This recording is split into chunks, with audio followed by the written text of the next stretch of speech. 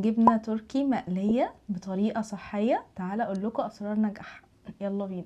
اول حاجه هحتاجها دي بيض بقسماط. اول حاجه البيضه احط عليها فلفل اسود وملح واضربها كده كويس، واجيب الجبنه التركي بتاعتي احطها في الخليط التقليدي عادي خالص. دقيق، هعمل طبقه خفيفه كده من الدقيق، نقدر نستخدم اي نوع دقيق نفضله. وبعدين هحطها في البيضه كده، وبعدين هحطها في البقسماط. البقسماط انا مش متبلاه باي حاجه خالص، هو بقسماط عادي. بعدين علشان اسويها بطريقة اخف شوية، مقدرش اقول صحية على قد ما هي طريقة خفيفة على المعدة شوية يعني.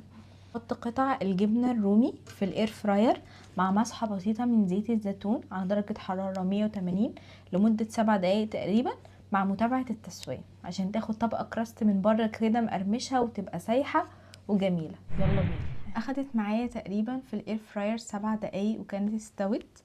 عايزه اقول لكم ريحتها بجد خطيره، يعني ريحتها خطيره جدا جدا. بتبقى حلوه قوي في السندوتشات، ممكن تاكلوها مع اي صوص او اي خضار. تعالوا كده يلا ندوق. بسم الله. طعمها اكيد رهيب، يعني الجبنه التركي اصلا حلوه في كل حالتها.